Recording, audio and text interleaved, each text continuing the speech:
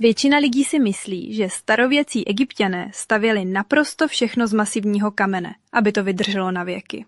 Pyramidy, chrámy, ale i jejich domy a paláce. Přesně tak. Ale pravda je ve skutečnosti úplně jiná. Kámen si šetřili jen pro to nejdůležitější, pro stavby spojené s věčností. Tedy hrobky a chrámy. Takže svoje domy a dokonce i paláce faraonů stavěli z něčeho jiného? Z něčeho, co se nedochovalo? Přesně tak. Stavěli je z nepálených cihel, rákosí a dřeva. Pro ně byl pozemský život jen krátkou epizodou. To, na čem opravdu záleželo, byl život posmrtný. A právě proto musely být hrobky a domy pro bohy postaveny z materiálu, který přetrvá věky, z kamene. To naprosto mění pohled na věc. Posloucháte Studify podcast a dnes se s Vojtěchem podíváme na zoubek architektuře starověkého Egypta. Tak pojďme na to. Když je pro Egypťany nejdůležitější posmrtný život, je logické, že pohřební architektura pro ně byla absolutní prioritou. A asi to nezačalo hned pyramidou, že? Předpokládám, že existoval nějaký vývoj. To rozhodně ne. Úplně na začátku byla jen obyčejná jáma v písku, možná vyložená rohožemi. Postupně ji začali zpevňovat cihlami a přidávat strop. Z toho se vyvinula pohřební komora, nad kterou navršili malý pahorek. A tenhle pahorek je klíčový. Proč zrovna pahorek? Protože když ten pahorek začali zpevňovat a obezdívat, vznikla první opravdová hrobka, mastaba. Představ si ji jako takový nízký komolý jehlan. Původně to byly hrobky králů, později i vysokých úředníků a šlechty. Takže takový luxusní kamenný dům pro věčnost. Co bylo uvnitř? Dole, klidně i 30 metrů pod zemí, byla samotná pohřební komora s mumí. Přístup k ní byl jen svislou šachtou, kterou po pohřbu zasypali. V nadzemní části mastaby pak byly místnosti pro rituály a dary pro zesnulého. A jak se z mastaby stala pyramida? To mi vždycky vrtalo hlavou. Geniálně jednoduše. První známý architekt v historii, Imhotep, dostal za úkol postavit hrobku pro faraona Džosera. A napadlo ho postavit několik stále se zmenšujících mastab na sebe.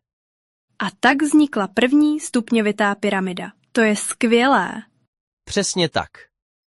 Tím odstartoval zlatý věk pyramid, který definoval období Staré říše. Takže stupňovitá pyramida byla první, ale všichni známe ty klasické hladké pyramidy v Gíze. Jak se dostali k nim? To byl další krok ve vývoji. Po stupňovité pyramidě experimentovali. Například faraon Snofru si nechal postavit takzvanou lomenou pyramidu. Vypadá to, jako by jim v půlce stavby došly peníze nebo změnili plány. To zní jako moderní stavební projekt, takže se jim nepovedla? Povedla, ale sklon stěn se v horní části mění, je mírnější. Dnes se spekuluje, že se báli o stabilitu. Ale nakonec se jim podařilo vypočítat ten správný úhel a postavili první klasickou, hladkostěnou pyramidu. A jeho syn Chufu pak postavil tu největší ze všech v Gíze. Chufuova neboli Cheopsova pyramida. Ta je neuvěřitelná. A kolem ní je celý komplex, že? Ano, to je důležité. Pyramida nikdy nestála sama. Byla součástí obrovského komplexu, kterému se říká pyramidové město. Patřil k němu zádušní chrám, údolní chrám u Nilu a celá pole mastab pro rodinu a úředníky. Ale pyramidy se stavěly jen po určitou dobu, je to tak? Proč s tím přestali? Dva hlavní důvody. Za prvé, byly neuvěřitelně drahé. A za druhé, byly jako obrovský neonový nápis s nápisem Vykraťte mě. I přes všechna zabezpečení byly prakticky všechny královské hrobky ve starověku vyloupeny. Takže co přišlo potom? V období Nové říše přišla změna strategie. Místo okázalých pyramid začali faraoni budovat své hrobky v tajnosti. Vytesali je hluboko do skalního masivu na odlehlém místě. Tak vzniklo slavné údolí králů. Aha, takže hrobka byla skrytá. A jak vypadala uvnitř? Byly to spletité komplexy chodeb a síní, plné falešných cest a pastí, aby zmátly zloděje. A stěny byly kompletně pokryté nádhernými malbami a hieroglyfy, které měly zemřelému pomoci na cestě na onen svět.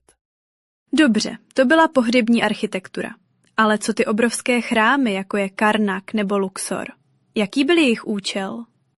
To byly domy bohů na zemi. Existovaly různé typy, třeba zádušní chrámy, které sloužily kultu zemřelého panovníka. A pak božské chrámy, zasvěcené konkrétním bohům, jako třeba Amonovi v Karnaku. Karnak je prý obrovský. Můžeš popsat, jak takový typický velký chrám vypadal? Určitě. Představ si, že k němu kráčíš po dlouhé cestě lemované sfingami. Dojdeš k monumentální vstupní bráně, které se říká pylon. Ta je obrovská, třeba 40 metrů vysoká. Páni, a co je za ní?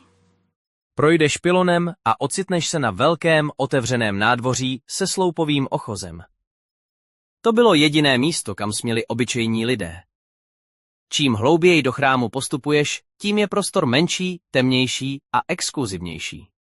Takže taková gradace posvátnosti. Přesně. Po nádvoří následuje slavná sloupová síň neboli hypostyl. V Karnaku má 134 masivních sloupů, které vypadají jako kamenný les. Je to naprosto ohromující.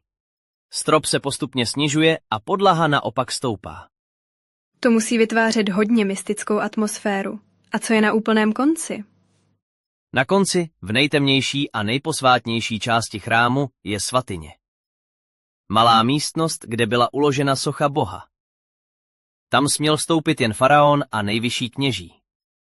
Celé je to geniálně promyšlená cesta od světla a chaosu vnějšího světa k tichu a posvátnosti božského příbytku.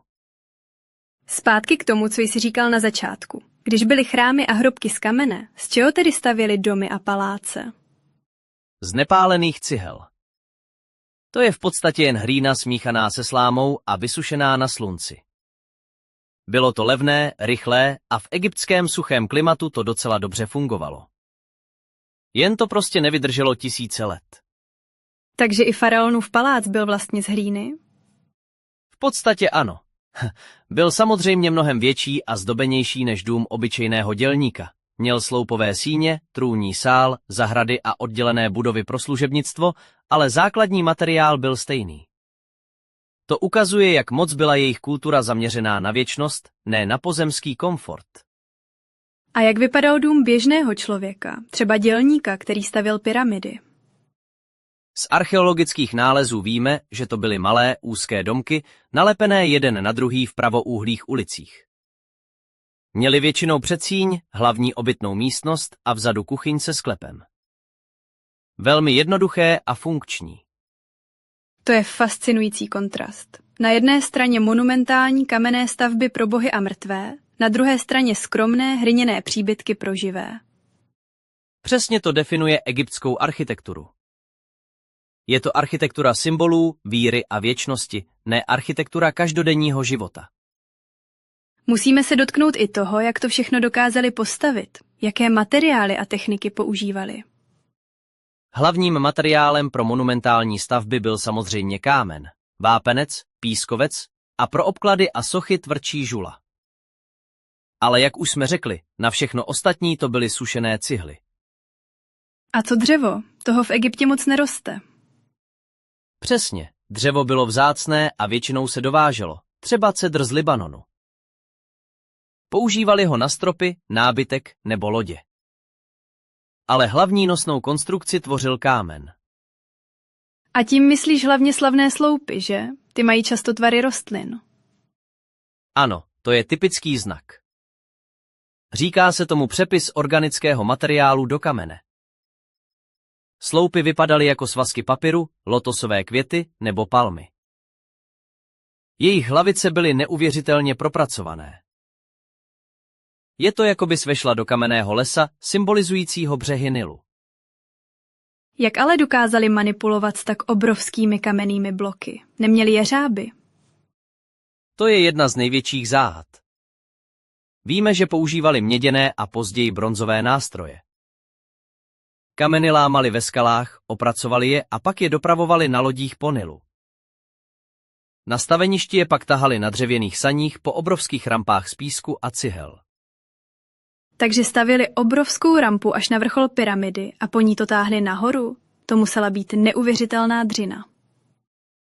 nepředstavitelná. Vyžadovalo to dokonalou organizaci, matematickou přesnost a obrovské množství lidské síly. Byli to skuteční mistři logistiky a inženýrství. Pojďme na závěr proletět ty úplně nejznámější stavby, které by si studenti měli pamatovat. Djoserovu stupňovitou pyramidu už jsme zmínili. Určitě. Pak samozřejmě pyramidový komplex v Gíze. To jsou 3 velké pyramidy, Chufuova, Rachefova a Menkaureova, a u nich velká sfinga. Symbol staré říše a absolutní vrchol stavitelství pyramid. A z chrámů? Z chrámů rozhodně Amonův chrám v Karnaku. To je největší náboženský komplex, jaký byl kdy postaven. Rostl a rozšiřoval se po dobu 2000 let. A pak taky skalní chrám v Abu Simbel, který nechal Ramese II. Vytesat do skály. To je ten, který byl v 60. letech přesunut, že? Ano, kvůli stavbě Asuánské přehrady hrozilo jeho zatopení. Takže mezinárodní tým odborníků celý chrám rozřezal na obrovské bloky a přenesl ho o 65 metrů výš. Neuvěřitelný moderní inženýrský výkon na záchranu starověkého. A ještě musíme zmínit terasové chrámy královny Hatšepsut v Der el Bahri. Ty vypadají úplně jinak než ostatní. Přesně. Je to série 3 obrovských teras zasazených do skalního útesu, propojených rampami. Je to neuvěřitelně moderně vypadající stavba. Vojtěchu, to bylo vyčerpávající, ale naprosto fascinující. Pojďme to na závěr shrnout. Co je ten nejdůležitější poznatek o egyptské architektuře, který bychom si měli odnést? Asi ten obrovský dualismus. Na jedné straně pomíjivost a jednoduchost staveb pro živé, postavených z nepálených cihel. A na druhé straně monumentalita, věčnost a symbolika kamenných staveb pro mrtvé a pro bohy. A taky to, že všechno mělo svůj hluboký smysl a řád. Od tvaru sloupů až po uspořádání chrámů. Nebylo to jen o stavění velkých věcí, ale o vytváření posvátných prostor s jasným symbolickým významem. Přesně tak. Egyptská architektura je vlastně kamenným otiskem jejich víry, jejich společnosti a jejich pohledu na svět a na věčnost. Skvělé shrnutí. Děkujeme, že jste poslouchali Studify podcast. A u dalšího tématu zase naslyšenou. Naslyšenou.